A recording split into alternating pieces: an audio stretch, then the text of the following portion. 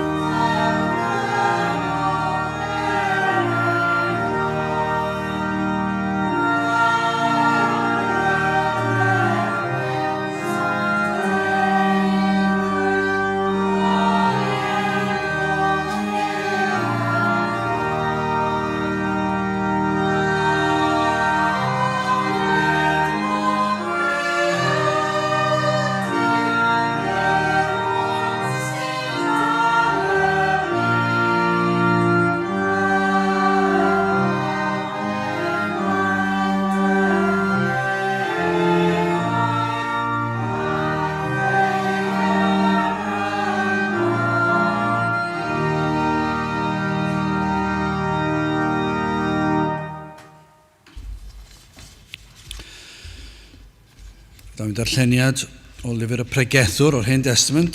Sfeindiwch chi'r salmau yna diarhebion ac yna Pregethwr. Y 7ad benod ac yn dechrau yn yr adnod gyntaf. Llyfr y Pregethwr, y 7ad benod a'r adnod gyntaf. Gwell yw enw da nag enaid gwerthfawr, a dydd marwolaeth na dydd genedigedd. Gwell yw myned I Tŷ Galar na myned I Tŷ Gwledda, cynnes hynny yw diwedd pob dyn, a'r byw a'i gesid at ei galon. Gwell yw dicter na chwerthin, cynnes trwy dristwch yr wynepryd y gwell heir y galon.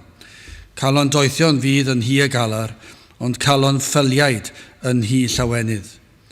Gwell yw gwrando sen y doeth na gwrando can ffyliaid. Cynnes chwerthiniad dyn yn fyd sydd fel y clun darddach, draen dan grochan, dyma wagedd hefyd. Yn ddiau trawsedd a'n fyda y doeth, a rhodd a ddifetha y galon. Gwell yw diweddiad peth na I ddechreuad. Gwell yw y dioddefgar o ysbryd na'r balch o ysbryd. Na fydd gyflym yn dy ysbryd I ddigio o blegu dig sydd yn gorffwys y mynwes ffyliaid. Na ddywed paham y bu y dyddiau o'r blaen yn well na'r dyddiau hyn. Cynnes nid oedd oethineb yr wyt yn ymofyn am y peth hyn. Bydd y bendit Duw ar iair sanctaidd ef. Gydewch ni nawr droi at ein harglwydd mewn gweddi. Diolch yn I ti unwaith eto o Dduw am y fraint a'r cyfle yma o gael dod ger dy fron I alw ar dy enw di ac I ddod o'th flaen di ac yn gwneud hynny trwy heiddiannau dy fab a'n gwaredwr yr arglwydd Iesu Grist. I ni yn diolch am bob un cyfle I ni'n gallu dod ata ti gyda'n gilydd ac yna ar ein penyn hunan I ni'n gallu dod yn gallu mynd o ddydd I ddydd a rhodio trwy gydol y dydd ac yn gallu dyrchafu'n llygaid tuag ata ti.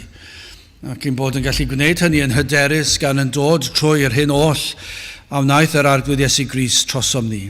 Iddo gadw'r gyfraith yn ein lle ni, gymerodd e'r gosb I ni yn ei heiddi yn ein lle.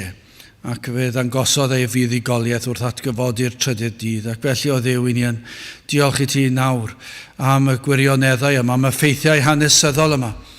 Ac hefyd fod ein gwaredwr yn eiriol trosom ni nawr. Ac o Dduw I ni yn llawenhau am hyn wrth I ni ddod o'r newydd ar sil arall, oedfa arall ac yn gweld o Dduw I bob ymddangosiad gweledol a llanol sy'n edrych mor wan a'r byd mor gryf a'r difaterwch yn pob man lle bynnag I ni yn edrych o Dduw yr holl ddifaterwch ynglyn â dy air di a thefengil di. Ond eto Dduw yr wyt ti yn Dduw sydd yn fawr, yn berffaith, yn holl alluog. Yr wyt ti yn gallu gwneud yr hyn, yr wyt ti am ei wneud, ac felly o Dduw I ni yn llawenhau dy fod yn gwybod am yr oedfa hon a'r dy blant ar hyd a lled o wlad sydd yn ceisio dy wyneb di. Yr wyt ti'n gwybod am ein sefyllfaoedd ni, yr wyt ti'n gwybod am yr hyn I ni yn ei wynebu o Dduw, ac yr wyt ti yn abal I ddod a'n cysuro, yr wyt ti'n abal I ddod a'n nerthu ni, yr wyt ti'n abal I ddweud y gair ac y gall bobl troi ata ti mewn edifeirwch a ffydd. Yr wyt ti'n gallu agor llygaid y deillon iddynt weld I pechod, I weld y gwacter sydd yn ei bywydau nhw. O Dduw I ni yn gweddio hyd yn oed yn ystod yr oedfa hon. Y bydd na rai, falle sydd heb feddwl am dy air di, am dy ddydd, heb feddwl am yr efengil. Ac eto o Dduw, trwy dy ras di I ti agor I llygaid iddynt weld y gwacter o'r cyfan, gwacter y byd, mae celwydd yw'r cyfan, ac y byddant yn dod I geisio dy wyneb di. O Dduw I ni'n gweddio byddu di yn bendithio'n hoedfa yma, gad I ni deimlo dy fod yma yn ein plith, gad I ni fod yn ymwybodol wrth I ni ganu dy glodydd, dy fod ti yn ein nerthu ni, dy fod ti'n bresennol yma, y bydd y ysbryd yn cael ei dywallt arno. I ni yn gweddio am I ti'n diogelu ni hefyd, I ni'n ymwybodol iawn o ymysodiadau'r un drwg. I ni wedi gweld tro ar ôl tro sut yma'r un drwg yn dod ac yn ymosod ac yn ceisio dinistrio yr hyn sydd ohono ti. Ac felly o Dduw ni'n gweddio yn erbyn yr un drwg ei hun. I ni'n gweddio yn erbyn ei gynllwynion I ddiffetha y dy waith di. Ac yn gofyn I ti o Dduw I nerthu ni nawr, I'n helpu ni I geisio dy wyneb I foliannu dy enw, I ddyrchafu dy enw, gorywch pob enw arall.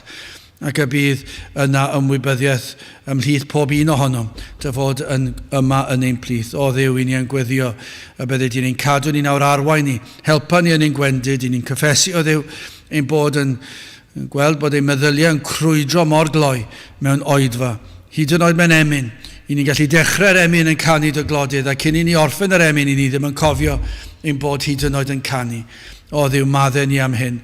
Helpa ni am y cyfnod yma, cyfnod byr yma yn yr holl ddydd, I geisio dy wyneb ac I foliannu dy enw. Tyr di'n plith, felly tywalt y lan ysbryd arno, I ni'n gofyn hyn oll trwy enw a ceiddiant ein harglwydd Iesu Grist. Amen.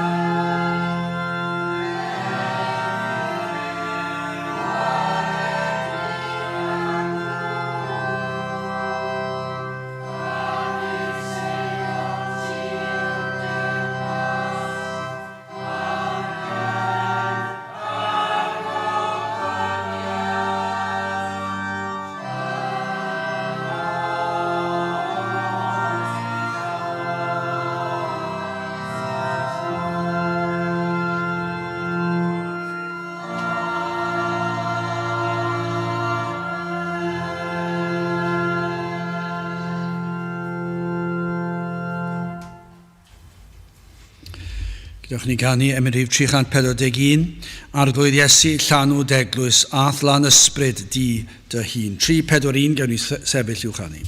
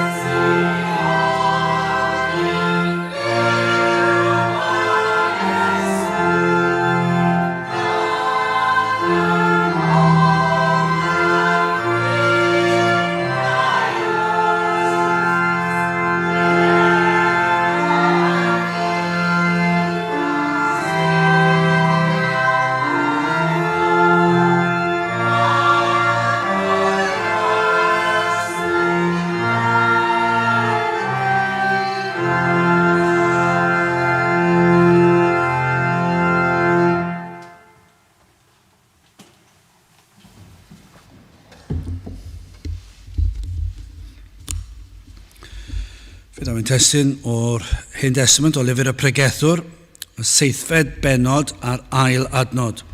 Pregethwr penod 7 a'r ail adnod. Gwell yw myned I Tŷ Galar na myned I Tŷ Gwledda. Cynnes hynny yw diwedd pob dyn a'r byw a'i gesyd at ei galon. Nawr, mae cymryd cyngor yn beth da i'w wneud gan amla, ond dibynnu o ble mae'r cyngor yn dod. Ond yn aml, I chi yn cael rhai sydd yn gofyn am gyngor pan efallai ei bod nhw'n dod gan ei bod yn gwybod pa gyngor I chi mynd I roi. Mae'n ddiddorol sut yma dewis a dethol pwy mae pobl yn mynd atynt I ofyn am gyngor. Gan nad ydynt am gyngor anerbyniol iddynt. Dwi'n gwybod os chi wedi cael y profiad yna, chi wedi gweld rhywun, dim llawer, sydd yn gofyn cyngor dydde hyn, ond efallai bod nhw'n dod lan, achos nhw'n gwybod chi'n mynd I ddweud yr hyn maen nhw am I glywed. Ond dydyn nhw ddim yn dod lan atych chi. Dwi wedi gweld sawl gwaith mewn sawl achlysur. Pobl yn gwybod be fydd yr ateb, falle'n gwybod be fydd y marn ni ar rhywbeth neu gilydd, ac eto I gyd, dros blynyddoedd maith, erioed wedi gofyn barn a chyngor gan yn gwybod be fydd yr ateb. Felly maen nhw'n mynd I ofyn I rhywun arall, lle maen nhw'n tybio fydda nhw'n rhoi be maen nhw eisiau clywed. Dwi'n ddim cweit yn dod i'r diffiniad bod chi'n berson sydd yn gofyn cyngor, achos beth chi'n ei fyna, chi eisiau cael rhywun I roi sel bendith ar yr hyn I chi'n barod wedi ei benderfynu. Ni wedi rhoi cyngor yn y gorffennol, ac mae hwn wedi bod yn beth od. Wedi rhyfeddu pan yn gweld yr unigolyn wedi dod ac wedi gofyn, ac yna yn syth bin yn mynd yn groes i'r cyngor. Dwi wedi gweld hwnna hefyd. Mae'n anhygol i weld y peth. Maen nhw wedi dod a chi, maen nhw wedi gofyn i chi rhywbeth dwys, rhywbeth mawr, a chi wedi rhoi y cyngor iddyn nhw, ac maen nhw'n mynd yn gyfan gwbl groes i pob peth wedwch chi. Mae'n beth od. Falle bod yna rai sydd yn gwrando, sydd yn cael ei dylanwadu gan ei cyfeillion, gan ei ffrindiau. Ac mae ffrindiau yn rhoi pentwr o gyngor, yn dydyn nhw, yn wedig yr ifanc. Ac y cyngor fydd hyn i chi ddilyn eich calon, mae hwn yn boblogaidd iawn dydy hyn. Mae chi sydd yn dewis eich hunan, yr hyn sydd orau i chi. Dyna'r cyngor mae'r byd yn ei roed. Dilynwch chi eich calon eich hunan. Byddwch chi eich hunan. Sefwch lan dros yr hyn i chi. Mae'n swndio mor ddeniadol, mae'n gallu swndio mor gywir. Mae'r cyngor yw i chi roi chi yn gyntaf, ac mae'n swndio mor arbennig. Ac yn sicr mae'n boblogaidd iawn heddi. A dyna'r broblem ar adegau, gall y cyngor hynny o falu amdano ni'n hunan yn gyntaf fod y peth iawn. Fe all fod yn gywir. Ond nid bob tro. Yn sicr pan fod y galon mor dwyllodus, mor pechadurus. Felly ystyriwch yn ofalus am ha gyd-destun y daw y cyngor. Gofynnwch y cwestiynau, dyma'r cyngor gorau i'ch enaid chi. Achos dyma'r gyngor. Dyma'r cyngor mwyaf gwerthfawr heddi i ni yn ei weld gan Solomon. Am gyngor sydd yn yr adnod hon. A'r cwestiwn yw, ydych chi yn fodlon derbyn y cyngor yma? Petawn ni yn mynd ac yn mynd o gwmpas strydoedd Caerdydd. Pe tawn ni'n mynd lawr, yn wedig i ni sôn am yr iaith Gymraeg heddi, ac mae'n fyw yn y brif ddinas dros y penwythnos yn diwedd. Tafwyl wedi bod a'r holl bobl ifanc a'r plant wedi tyrru i'r ardal y castell. Chi clywed yr iaith yn cael ei siarad, y plant yn canu'n hyfryd, y plant bach o'r ysgolion yn dod ac yn adrodd yn canu, a pob math o bethau. Lot o bethau da yn digwydd. Miloedd ar filoedd. Dychmygwch beth tawn ni'n cael cyfle i sefyll lan yng nghanol y miloedd hynny ac yn dweud, dyma i chi gyngor. Dyma cyngor i Gymru Cymraeg ein prif ddinas ni, sydd wedi cael ei ddarlledu ar draws y wlad. Dyma i chi cyngor. Mae gwell myned i Tŷ Galar na myned i Tŷ Gwledda. Mi fyddech chi'n meddwl, mi fydden nhw'n ail ystyried gofyn i chi eto nôl i'r wyl. Mi fyddech chi'n meddwl, wel, na ni ddim gofyn iddo fe eto. Ac mi fyddai pobl yn grac. Mi fyddai'r byd yn grac. Ewch i unrhyw le yn ein dinas, yn ein gwlad ni, unrhyw le ar hyd a lled gwledydd y byd. Ewch i unrhyw faes allwch chi fentro mynd iddi heddiw, lle mae yna dorfeidd neu ddim dorfeidd. Ewch i unrhyw gyngerdd, ewch i unrhyw stadiwm, ewch i unrhyw le. A sefwch chi lan a dweud hyn, mae dyma'r cyngor mae Solomon wedi rhoi, bod y lot gwell i chi fynd i Tŷ Galar nag yw ei tŷ o wledda. Mi fydden nhw siwr o fod yn eich pigo chi lan, taflu chi mas o ble bynnag yw e, ac yn dweud, pidiwch chi byth dod nôl fan hyn to. Tybiw ni, mi fydden nhw'n mynd ar ryw achos llys yn eich erbyn chi, ac yn dweud bod chi'n siarad rhyw iaith o gasineb, neu beth bynnag yw'r term poblogaidd heddiw. Dyna be fydden ni'n tybio. Ond ni yn darllen gair Duw fan hyn, a ni'n darllen y geiriau o ddoethineb tu hwnt. Dyma'r cyngor, mae'r cyngor yma mor dda, mae mor bwysig, ac eto i gyd allech chi fentro dweud heddi, mi fydde pobl yn ei gysau pethau nhw'n meddwl bod chi'n dweud y fath beth. Wel, yn gyntaf, hoffwn i edrych ar y Tŷ Gwledda yma, yna yn ail y Tŷ Galar, ac yn olaf y cyngor byddwch ddoeth. Dyna'r cyngor mae Solomon yn rhoi, byddwch ddoeth.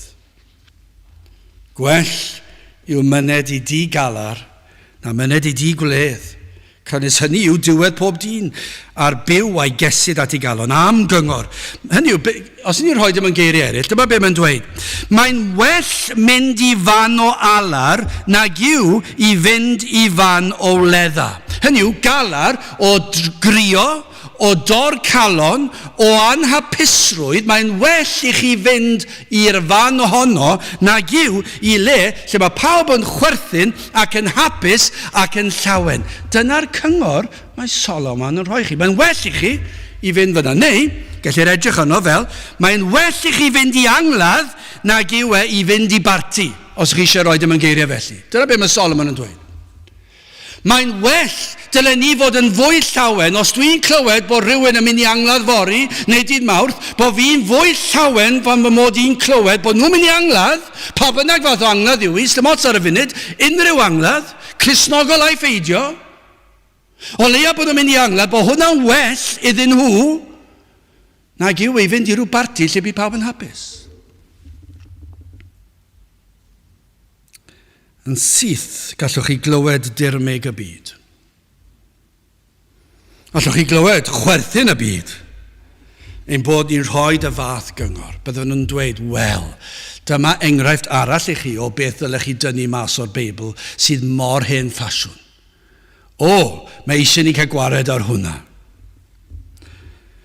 Achos mae'r byd yn barod siwr o fod yn edrych, neu fe ddylen nhw, edrych arno ni fel rhai diflas, rhai sydd yn lladd hwyl, achos dyna fel mae'r byd wedi, a'r pobl sydd wir wedi ymwahanu o'r byd ac yn sefyll yn ddiwiol yn aml iawn, fe fydd y byd yn edrych arno chi fel rhai diflas. Efallai, os ych chi'n rhieni, yn edrych arno chi fel rhieni sydd yn amddifadu ein plant o bob math o brofiadau ac o hwyl.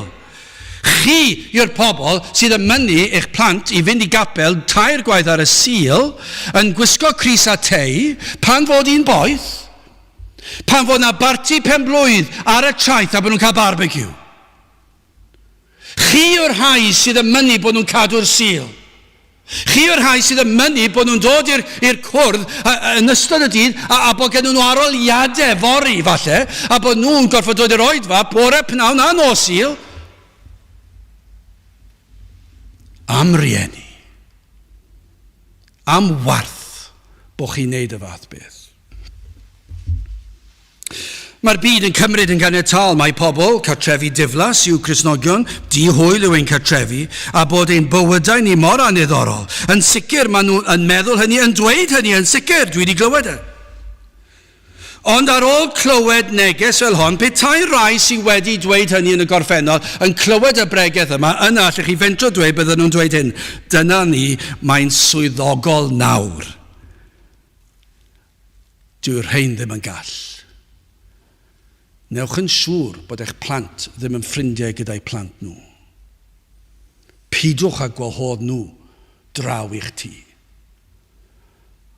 Achos maen nhw'n dweud bod yn well mynd i angladd nag yw ei barti. A dyna beth ni'n dweud. Dyna beth dweud Solomon, dyna beth mae Gaerdyw yn dweud. Mae'n well i chi. Felly beth yw'r tŷ gwledda yma? Am le yw'r tŷ gwledda? Mae'n dor calonus, ond dyw e? Ond dyw'r byd ddim yn gweld, hi'n dweud y gwir i chi, dyw Cristnogion modern, y rai sy'n profesu fo'n Cristnogion, ddim yn gweld y tŷ gwledda fel rhywbeth sydd yn drychinebus ac yn drienus ac yn dorcalonus. Dyn nhw ddim yn ei weld e. Pryn yw'r Cristion, dwi'n dod ar ei traws sy'n profesu Cristnogedd yn yw, sydd yn dweud bod y tŷ gwledda yn le na ddylid Cristion fod. Pryn yw nhw. Chydig yw'r rhai sydd ar ôl yn ein gwlad fach ni bellach sydd yn dweud y fath beth. Achos fydd y mwyafrif llethol yn dweud bod dyna le hapus, lot o hwyl. Nawr wrth gwrs, ceir graddfa o wahanol lefydd o tŷ gwledda, ond dal, beth bynnag yw'r graddfa o rai fwyaf eithafol i rai sydd ddim mor eithafol, mae'r cyngor dal yr un mor gywir ac yn doedd, mae'n well. Mae'n well i chi fod mewn angladd neu tŷ galar, neu'n galaru, nag yw e mewn lle gwledda, hapusrwydd, llawenydd. Llawenydd y byd hynny yw. Felly mae'r cyngor, beth bynnag yw'r graddfa o'r math o dŷ gwledd i ni'n sôn amdano, yr un yw'r cyngor. Nawr, Mae'r rhai amlwg yn dydyn ni. Ni'n gallu disgrifio rheina, dwi ddim yn anodd i ni ddisgrifio Tŷ Gwledd. Mae yna swnllyd hynny. O'n i'n credu ddoi yn dweud, o'n i'n cerdded yn re Caerdydd. Ni'n cerdded heibio rhyw le ar y ffordd nôl i'r car, ganol dydd oedd hwn. A dwi ddim yn siŵr beth yw'r gair Cymraeg am bouncer. Dwi ddim yn siŵr beth yw e, dylen ni wedi checio cyn. Ond gan amla, dyma i chi ddiffiniad o bouncer. Maen nhw'n dau ddyn, falle ambell waith gewch chi fenyw sydd maen nhw wedi gwneud rhyw gwrs ar ymladd arbennig. Maen nhw wedi bod yn y gampfa lot. Mae breichau nhw'n fwy na coesau mwyafrif ohono ni. Falle bu sbectol hael dywyll, siwt ddi. Ac maen nhw fyna am un pwrpas. Os oes rhywun wedi cael gormod i yfed yn dod mewn neu mynd mas ac yn achosi trafferth, fe wnawn nhw bigon o lan a mynd â nhw mas. Dyna i pwrpas nhw. Oedd hwn yn ganol dydd, oedd angen rhywun arnyn nhw ar y drysau ganol pnawn dydd Sadwrn yn y lle yma ar y ffordd nôl i'r car. Nawr yn y nos, tybiwn ni bod hwn i ddod eisiau mwy o pobl felly, ac felly mae Tŷ Gwledda yn aml yn le swnllyd, chi'n cerdded heibio nhw, chi ddim yn gallu cael sgwrs wrth gerdded heibio'r drws. Mae'r goleadau yn ffrachio i bob cyfeiriad, mae'r curiad, chi'n clywed y curiad, y drwm a'r bas yn mynd bwm, bwm, a chi'n clywed un ar ôl y llall, a chi'n gweld y merched a'r dynion yn mewn, yn gwisgo'n y gwisgo'n mwyaf anweddus posib, a chi'n gweld pobl wedi meddwi, chi'n gweld eu llygad nhw, maen nhw wedi mynd fel rhyw wydyr, a chi'n gweld nad ydyn nhw'n gwybod be maen nhw'n chwerthin mae pethau mwyaf twp. Maen nhw'n dawnsio lan y lawr. Maen nhw'n gwneud pethau na fydden nhw'n wneud tua 7 awr ynghynt. Tŷ o ledda. Mae yna tywyll ym mhob ystyr y gair. Mae yna llawn temtasiwn. Does dim cwestiwn yma peth. Mae'r lle yma yn llawn temtasiwn. Fedrwch chi ddim mynd mewn heb cael eich temtio, tybiwn ni. Ac i Gristion sydd yn dweud i fod yn Gristion, i fod yn gyffyrddus yn y fath le, odyn nhw wedi deall unrhyw beth o'r Efengyl? Temptasiynau i arbrofi ym mhob math o bechodau, ceir sŵn y canu y lefel yn uchel iawn gan amla, nid yw yn le. Dyw'r man yma, y Tŷ Gwledda yma, ddim yn le i gael sgwrs ddiddorol. Chi methu cael sgwrs. Dwi wedi bod allan yn bryd y fwyd, mae man gyda'r gwaith, y man ni'n meddwl oedd yn derbyniol, ond am ryw reswm, nhw wedi troi'r gerddoriaeth lan. Ac o'n i ddim yn gallu clywed gair oedd un o'r rhai oedd drws nesaf fi yn ei dweud. Chi'n gallu cael sgwrs. A be maen nhw'n dweud yw, mae'r llefydd yma, manau yma, Tŷ Gwledda yma, yn le i anghofio am ein problemau yr wythnos. Lle i foddi unrhyw dristrwch, unrhyw ofnau, mwynhau yr eiliad, byw tan dydd Gwener, mas nos Wener a nos Sadwrn, a boddi unrhyw dristrwch sydd wedi dod ar eich traws chi. Chi gallu clywed rhywun yn rhoi cyngor i gyfaill efallai sydd yn mynd trwy cyfnod isel efallai neu o broblemau ac yn dweud, tyrd allan am y nos gyda fi. Fe gei di yfed, fe gei di ddawnsio, fe gei di gwrdd â pobl, fe gei di arbrofi, anghofio dy broblemau am y nos. Maen nhw'n edrych mor ddeniadol yn dydyn nhw. Yn sicr mae'r llefydd yma'n boblogaidd. A mae'r llefydd yma wastad yn denu torf. Os yn boblogaidd, mae pobl yn dweud rhaid ei fod yn dda. Rhaid fod yn dda i fynd i'r Tŷ o Ledda. Hawdd yw cael torf i fynychu'r fath le. Allen ni fentro dweud hwn wrthych chi. Petawn ni'n cyhoeddi mewn rhyw bapur newydd lleol fod na oedfa fan hyn ond bod ni'n mynd i cael rhyw fath o ddawns a rhyw fath o ganu a bod na bar agored, allai addo i chi gewn ni dorf. Dim problem. Ac yn sicr, petai pobl yn sylweddoli bod y ddiod feddwl am ddim, mi fydden nhw mewn chwynciad. Hawdd cael torf i fath le o ledda. Achos mae'r manau yma yn llawn a ddiwydion. Addo noson dda, addo hapusrwydd, addo anghofio problemau am y tro. Ac on tro ar ôl tro, mae pobl yn gweld nad yw eu problemau wedi mynd. Maen nhw wedi mynd, mae hwnna wir, maen nhw wedi mynd nos Wener.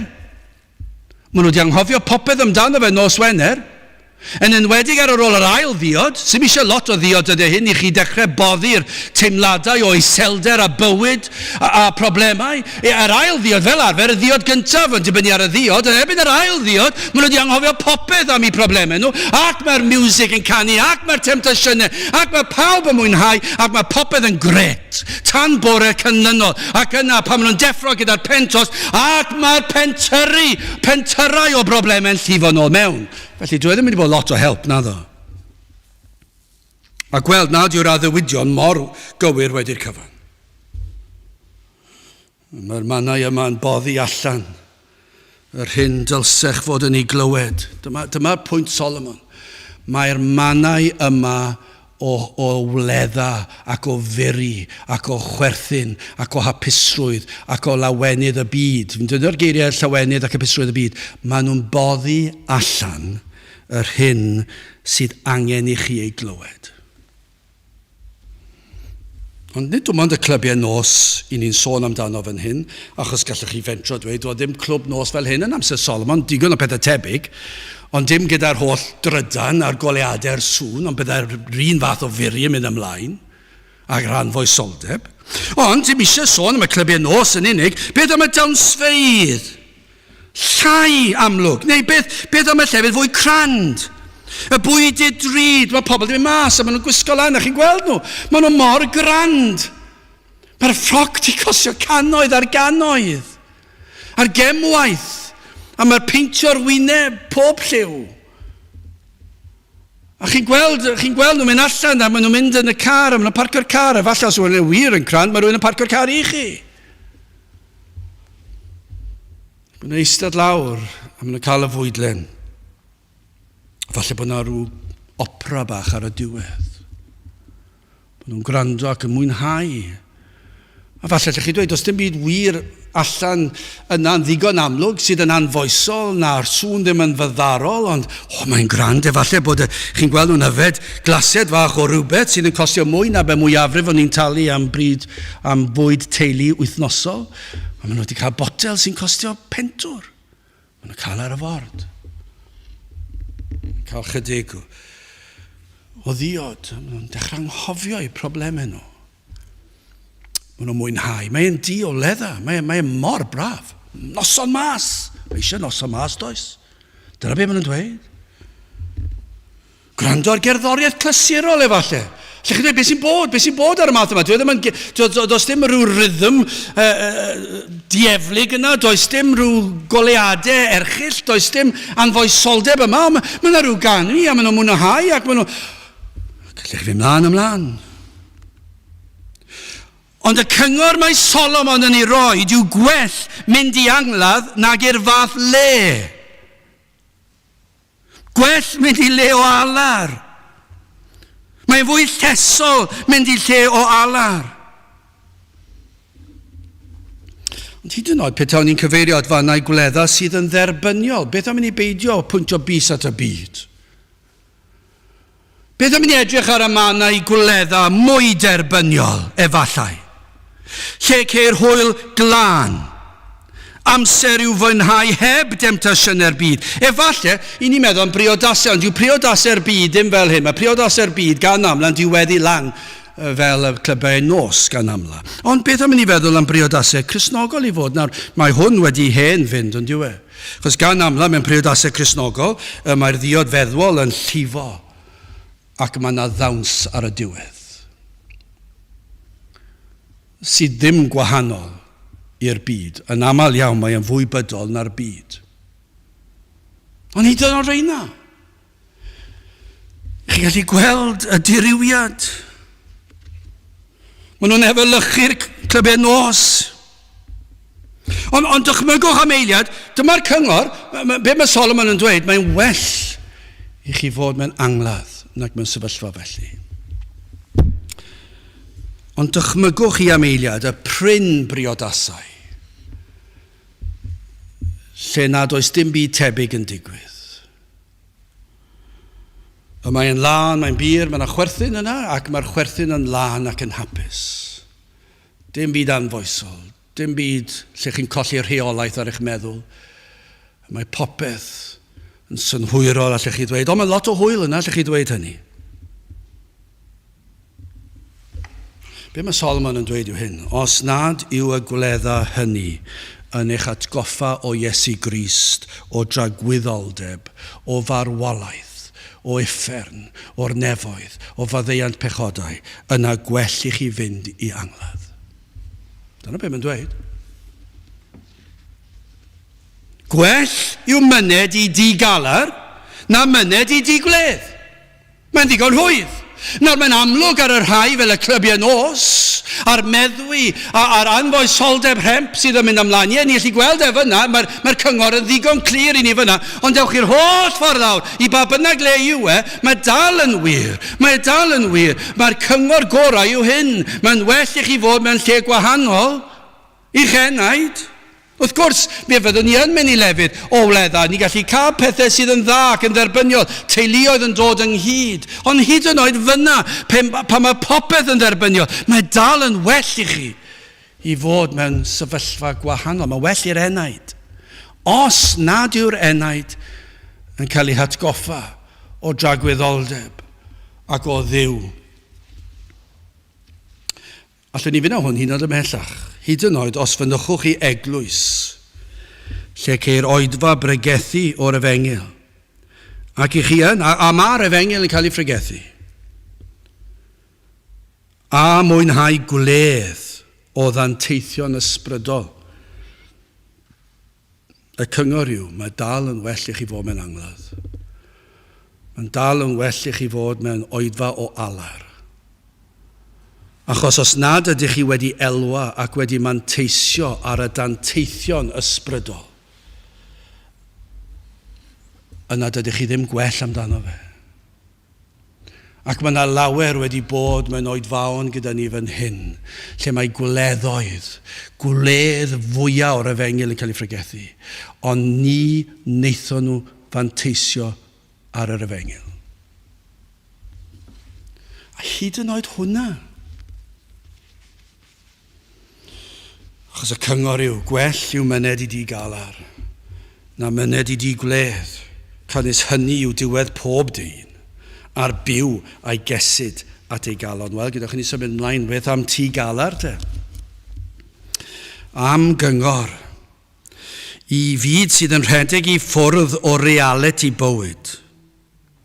Nid yw'r byd am feddwl am unrhyw beth sydd yn ei gwneud yn drist, ond nid yw'n wir? Yn naturiol mae dyn am foddi ei deimladau o dristwch. Dyna beth sydd yn reddfol oherwydd ei natur ni. Dyna beth sydd yn reddfol, dydyn ni ddim yn hoffi'r ymdeimlad yma. Ac mae am foddi'r teimladau yna drwy meddwl am bethau eraill, llenwi bywyd a phethau eraill, peri anghofio am y treialon. A dyna pham ni'n gweld cymaint yn troi, falle at y ddiodfeddwol, neu gyffuriau, neu at feisydd eraill. Achos ni'n gweld, mae'r byd yn rhedeg i ffwrdd. Troi'r amser o reality bywyd. Mae'r ofn y bedd yn anferthol ac felly maen nhw'n rhedeg i ffwrdd ac felly mae'r penwythnos mor bwysig i'r byd. Mae'r ddiodfeddwol a chyffuriau yn rhemp yn yr oes yma achos nid yw pobl yn fodlon dod wyneb yn wyneb a reality bod marwolaeth yn dod ac felly ddim am ddelio ac hynny felly maen nhw'n rhedeg i ffwrdd. Mae'n wrth gwrs mynd ar rhai yn mynd i feisydd eraill. Gweithio'n galed, gweithio pob awr, mynd i'r gampfa. Ond ni'n gweld llawer yn mynd i'r gampfa, maen nhw'n mynd yn fwy ac yn gryfach ac yn gryfach, yn fwy ffit. Ond chi dal yn clywed bod rhain yn dal rhyw afiechyd ac yn marw, ond maen nhw dal yn mynd i'r gampfa wythnos ar ôl wythnos. Mae mor bwysig gwrando'r gyngor. Y cyngor sydd fan hyn. Mwyn derbyn elw neu fendith i'ch enaid, rhaid i chi rodio hyd y llwybr yma mae Solomon disgrifio. Rhaid i ni ddod at y man lle'n profi'r galar yma. Dyma beth mae Solomon yn dweud. Dyma beth mae gair Duw yn dweud wrthym ni bod yr llwybr yma mor bwysig. Nawr wrth gwrs, allwn ni fel ni wedi bod yn cyfeirio ato, allwn ni ystyried y Tŷ Galar yma, y mae gair Duw yn ei ddisgrifio fel angladd, fel dwi wedi cyfeirio ato. Fod yn well mynd i angladd. Am le. Chos dwi ddim yn swndio'n iawn nag yw ei ddweud, wel, mae'n well i chi fynd i angladd. Mae le o dristwch, o alar, o golled. Mae'n rhyfedd dweud hyn yn well na gwledd fawr. Ond mewn angladd, gellir dweud hyn. A dyna pam ni'n dweud pa bynnag fath o angladd am y tro. O leia allwch chi ddweud fod yr angladd mae un yn dod wyneb yn wyneb â marwolaeth a bod rhaid i ni oll wynebu y bedd. A marwolaeth. Ac ar y sail hynny, a mae hwnna'n ddigon o gyngor i ddweud mae'n lot well i chi fod mewn lle gewch chi'ch atgoffa o farwolaeth a thragwyddoldeb. Mae'n le lle gwelwn ni un a oedd yn annwyl i ni, a'i bod wedi camu o fyd amser i dragwyddoldeb, ac yno i ni'n gweld un yn yr arch sydd wedi croesi'r afon lle nad oes modd newid ei dynged. Mae hwnna'n sioc ond yw e? Mae'n afiach o beth, mae angladd yn lle ofnadw, ond mae Solomon dweud, mae'n well i chi ddod i angladd, achos mae hwnna'n fwy o les i chi nag unrhyw beth arall. Petai ganddo ni anwyliad sydd ddim yn credu, a dwedwch chi nawr petai Cymru'n digwydd mynd i gwpan y byd, ac yn mynd i'r ffeinal ac yn ennill gwpan y byd, a mae 75,000 o bobl yn y dorf, a mae'r gerddoriaeth, a mae'r pawb yn jwmpan yn y lawr, mae pawb mor hapus, ac yna bod ni'n dweud, bydde well da fi bod ti'n mynd angladd na fyna. Pam? Achos dyw'r dathlu bod Cymru'n ennill gwpan y byd ddim yn gwneud dim lles i'r enaid. Mae'n eich chi'n hapus am y tro, ond mae bod mewn angladd yn dod yn agosach at y ffaith yn atgoffa'r unigolyn fe fyddi di yn yr arch rhyw ddydd. Os na ddaw yr arglwydd nôl, fe fyddi di yn yr arch hefyd. Fel mae'r un annwyl yna, fe fyddi di yno. A'r cwestiwn yw, a wyt ti'n barod amdano fe? Dyna'r doethineb yma.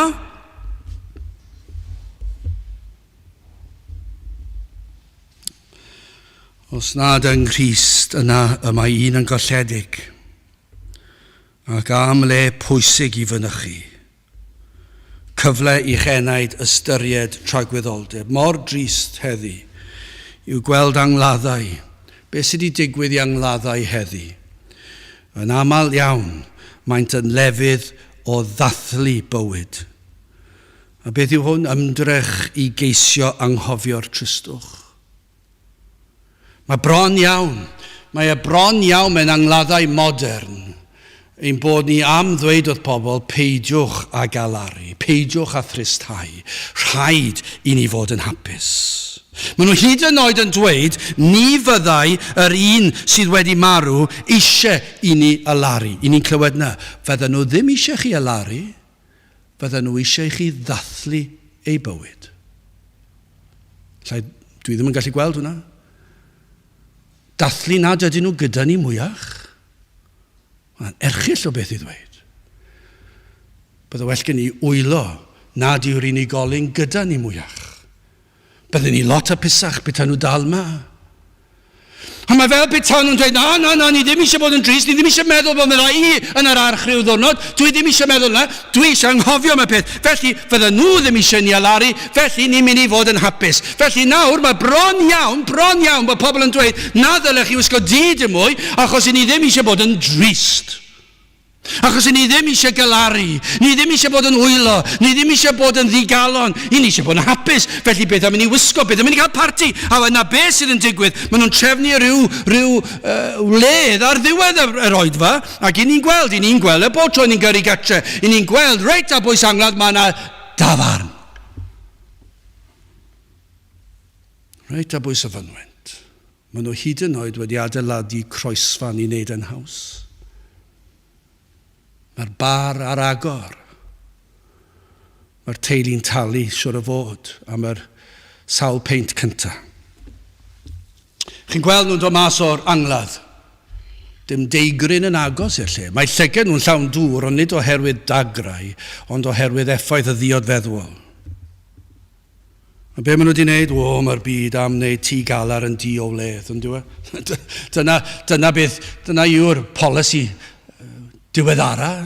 Beth am wneud Tŷ Galar o'r angladd ei hun yn Tŷ Gwledda? I ni ddim eisiau meddwl am farwolaeth, mae diwedd, i ni eisiau trial anghofio am y cyfan, ni eisiau dathlu, ni eisiau bod yn hapus, i ni eisiau gwledda, ac ar y diwedd gewn ni feddwi, ac yna fydd ni'n gallu cael hwyl, achos mi fydden nhw wedi meddwi, a bydden nhw eisiau ni feddwi, a beth am i ni wneud hynna, bwyd o'n boliau, ac anghofio am reality tragwyddoldeb, fy mod i'n camu o fyd amser. Ni ddim eisiau meddwl am y fath beth. Mae mor drist, ydw i. Lle ddim deall pobl yn dod i angladd yn hapus. Mae'n beth trist. Dyma be mae pechod yn neud. Peri bod ni'n marw. Cymerwch y cyngor, manteisiwch ar bob cyfle i baratoi eich enaid at dragwyddoldeb, at ddod o flaen eich creawdwr, eich barnwr. Cymerwch mantais. Cymaint sydd heb elwa o fod i Tŷ Galar. Mae hwnna'n wir, ond yw wedi boddi'r teimladau heb feddwl am y dydd y byddant hwy yn y beth. Ond hefyd gellir edrych ar yr adnod y cyngor yma gan Solomon. Mae gwell yw mynychu Tŷ Galar o ran, nid yn unig angladd nawr, allwn ni ddweud Tŷ Galar o ran clywed pregeth am ein pechodau. Bod angen i chi edifarhau, bod angen i chi alaru. Fydd na sawl oedfa heddi, ond fydd na efengylaeth hyd yn oed, lle fydd pawb wedi joio mas draw. Fydd na groeso i chi. Fydd na baned, fydd na gacen, fydd na fwyd, fydd na rhyw glwb dyn ni nos Fawrth, lle allwch chi ddod a joio, dim efengil, dim efengil, sy'n eisiau efengil. Falle nhw'n gyfeirio ato fe, nhw'n ni siarad, nhw'n ni cael chat, nhw'n ni fwynhau. Maen nhw hyd yn oed yn cwrdd am yn tafarndau. Tŷ Gwledda. Dyna le ni di syrthio, dyna le ni di mynd.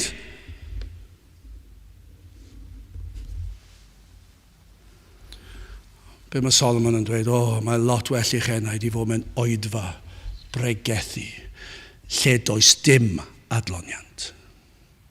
Lle fydd yr pregethwr yn pregethu am dragwyddoldeb, am bechod ac am Grist. Fydd y gwledd yna, fydd gwledd yr efengil yna, ond mae angen y gyfraith, mae angen pechod, mae angen atebolrwydd, mae angen sôn mae farn, ond mae angen dangos yr ateb hefyd.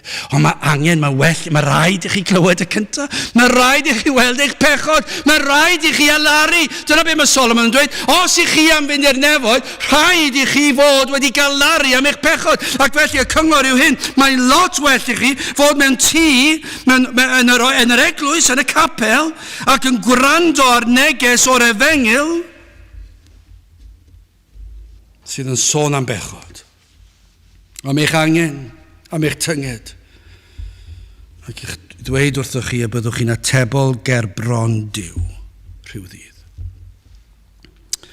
Y cyngor yw felly, dewch at y fan lle gwelir y fath beth. Mae lot gwell i chi os ych chi'n mynd i fynd i unrhyw le. Dyna pam mae bob sul, bob oedfa, mae mor dris pan ni'n gweld dyw'r bobl dal heb ddod. Achos dyma lle pwysica i fod. Does dim lle fwy pwysig. Lle falle fyddwn ni'n gweld rhai yn ystod yr oedfa yn wylo oherwydd ei pechod. Achos dyna lle pwysica i fod.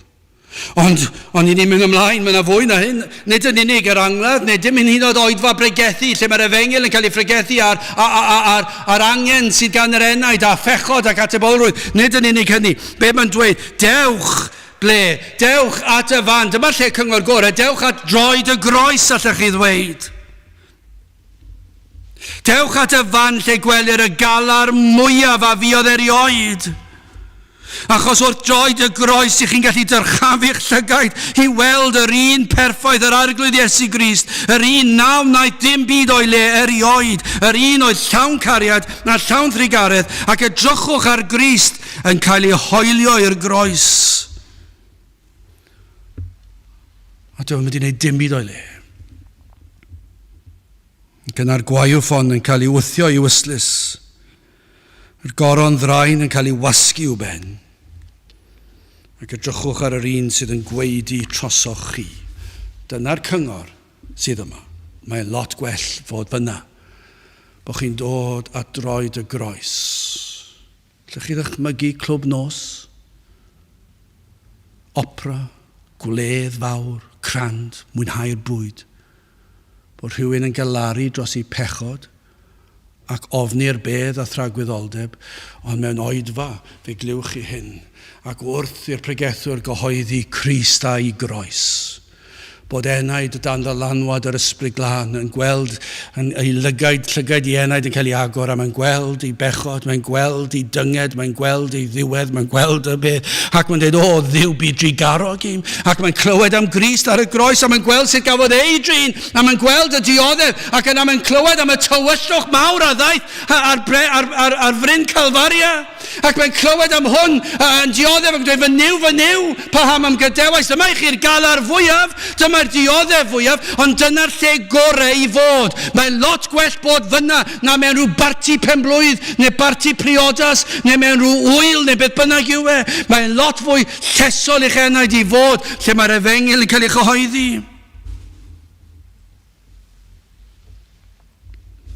Chos dyma'r fan, dyma'r ffordd, y trefnwyd i ni gael maddeiant pechodau a bywyd tragwyddol.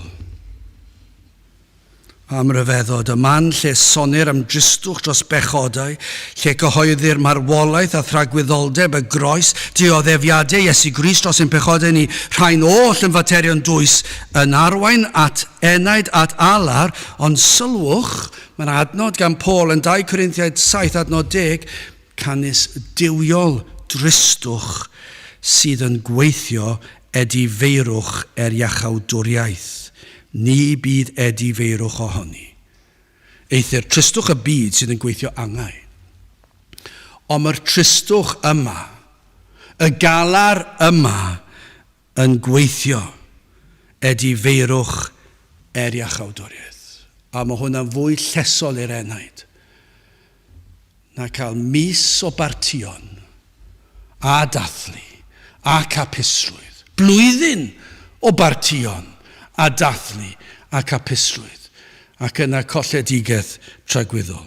O'r tristwch y galar yma'n arwain at wir lawenydd, at heddwch na wyr y byd amdano, wel, yn drydydd yn olaf. Y cyngor yw byddwch ddoeth. Grandewch ar adnod 2, ac yna a'i mlaen i'r drydydd a'r bedwaredd. Grandewch ar y cyngor yma. Gwell yw myned i di galar na myned i di gwledd, canis hynny yw diwedd pob dyn, a'r byw a'i gesid at ei galon. Gwell yw dicter na chwerthin, canis trwy dristwch yr wynepryd y gwellheir y galon. Calon doethion fydd yn hi y galar, ond calon ffyliaid yn hi llawenydd. Y mae calon y ffŵl yn mynd i ddilyn trywydd y partion, y dathlu, y gledda, y mwynhau, y joio, yr holl beth yna mae'r byd yn dweud sydd mor pwysig. Ond y doeth, calon doethion, fydd yn hi galar. Byddwch ddoeth.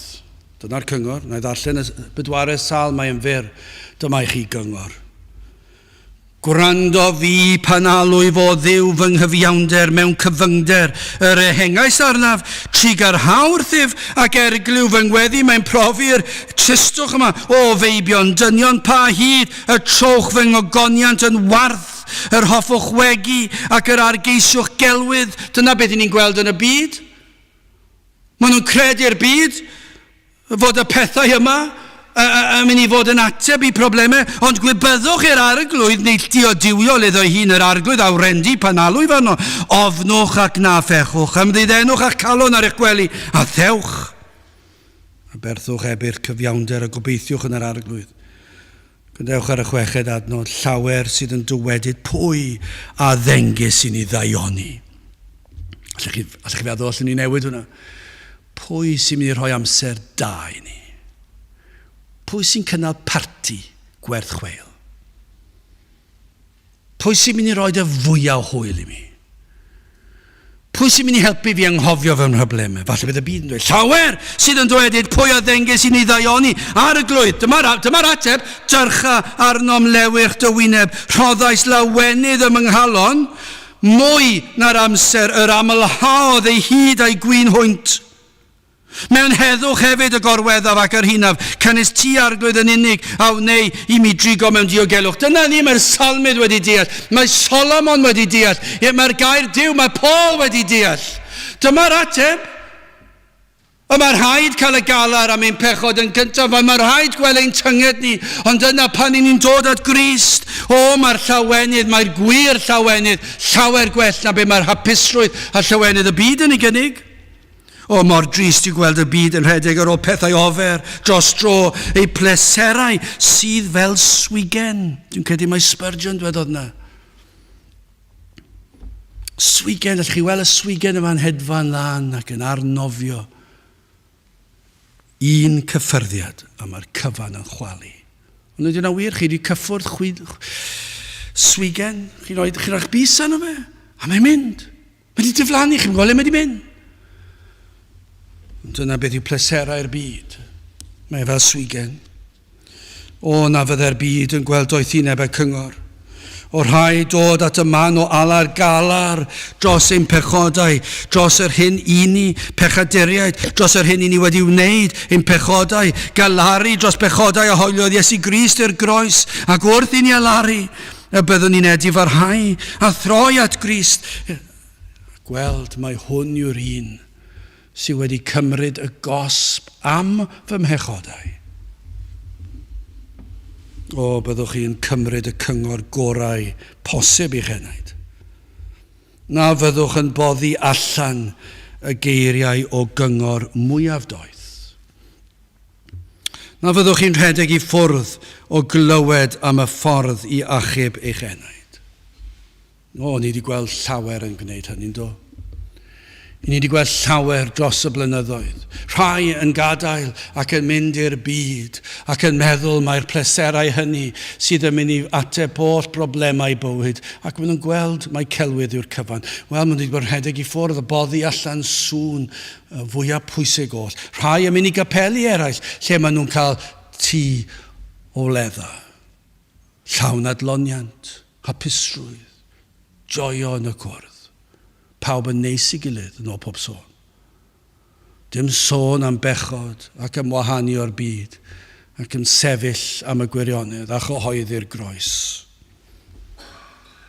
Byddwch chi falle rhai sydd yn gwrando'n gweddio hyn o ddiw grason. Os na rhai sydd heb alaru, sydd wedi rhedeg i ffwrdd a ddim yn gwybod fel i ddelio ge. Wel, dyma'r man cychwyn dwedwn ni. Gweddiwch o ddiw graslon, ac o'r llygaid fy enaid i weld fy mhechod, i weld fy angen am Grist. Dyna i chi fan cychwyn. Dyna yw cymryd cyngor Solomon i ddod i Tŷ Galar. Cymerwch yr her. Gweddiwch y byddai Duw yn dod â chi i Tŷ Galar. Y byddwch chi'n galaru am eich pechod. Galaru am yr hoelion o'ch pechod a hoeliodd Crist i'r groes. A dim ond bryd hynny, fyddwch chi'n gwybod beth yw gwir hapusrwydd. Beth yw gwir lawenydd. Bod na faddeuant i'w gael wrth ddod at Grist. Ei fod wedi cymryd y gosb. Ei fod wedi byw y bywyd perffaith yn eich lle chi. Ac i'r sawl a ddaw at o ef na fydd yn troi'r un enaid i ffwrdd. A bydd yn derbyn pob enaid sydd yn dod a droed y groes, yn galaru, yn edifarhau, ac wrth ddod fydd rhodd o ffydd yn cael ei rhoed yn eich galluogi i gredu ac i ymddiried, ac yna fe ddaw yr hyddhad a'r llawenydd. Ond am gyngor, gwell, lot gwell. Gwell yw mynd i Tŷ Galar na myned i Tŷ Gwledda. Gadewch i ni weddio. O Dduw, i ni yn diolch i ti am y cyngor. Gymaint o gyngor sydd yn dy air. Ac yn gweddio o Dduw, y bydd na rai yn ymateb i'r cyngor. ac yn dod i ti, geisio dy wyneb i alw arna ti, i agor llygaid ei henaid iddynt weld ei hangen am Grist, i weld ei pechod. Terd gweithio'n rymus unwaith eto, ni'n gofyn hyn ôl trwy enw a ceiddiant ein harglwydd Iesu Grist. Amen. Iawn, gen i newid yr emyn i 297. 297. Caid trefn i faddau pechod yn yr iawn. Mae iachawdwriaeth barod yn yr iawn. 297 gen i sefyll i'w chanu.